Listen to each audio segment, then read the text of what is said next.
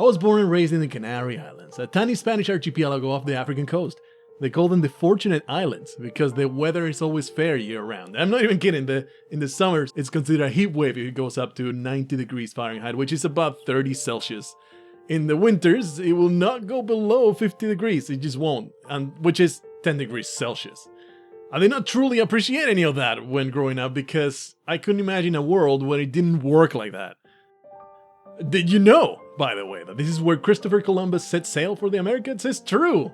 He actually carried a bunch of slaves from the indigenous people living there at the time. They actually got completely massacred by the Spanish. It was kind of a trend of the Spanish people at the time. Anyway, I had a pretty quiet life and it was very uneventful. My parents were loving. My big brother, he wasn't too much of a dick when growing up. I love him to death now. But you know, growing up, you have a big brother. He's always a dick to you. But my big brother, he was alright. I mean, I would say it was a 50-50 chance of him being a dick versus him being an awesome brother. And you know, you just grew up with it and you love him anyway. It doesn't matter. I also had an older sister, but she had to be offered up to the volcano mountain to appease Asha Man during the yearly rituals. Yeah.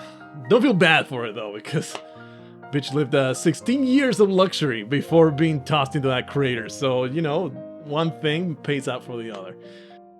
My parents sent us to the capital so we could attend a fancy schmancy academy away from all the goat herding and all the blood feuds and the sacrificial purges. I kind of liked it, but whatever. My parents knew best, I guess. It was the Martin Luther King School for well-endowed minors. Things weren't too bad there. Met a few friends I'll never talk to again, and some worthy enemies that got what was coming to them eventually.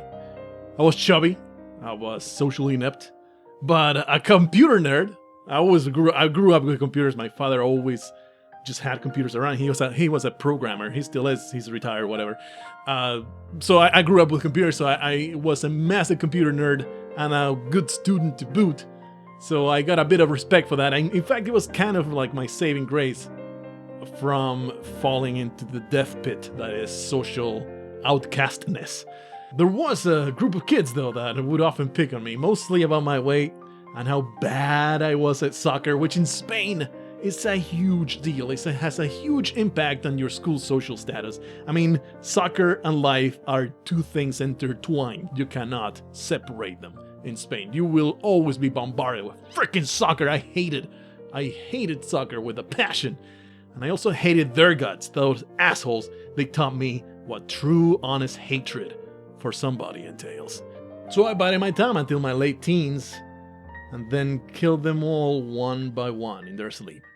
Unfortunately, I was sloppy when erasing evidence, so I was eventually caught.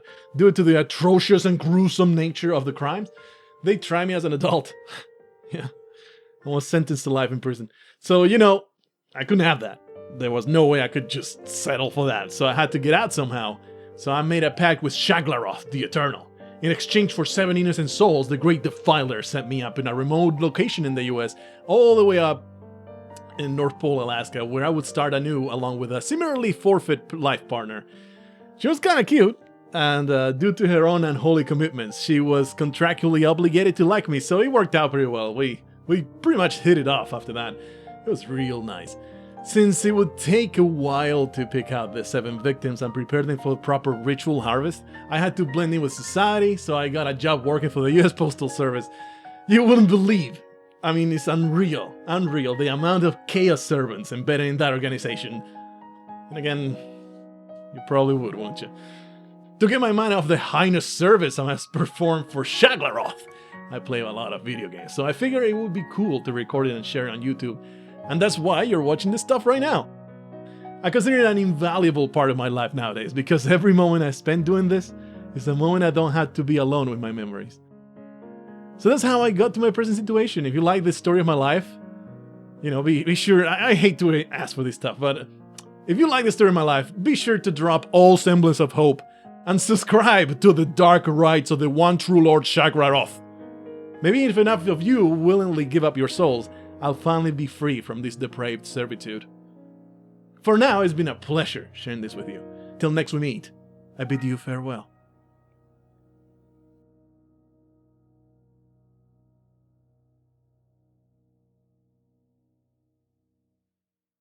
More souls for Shaglaroth!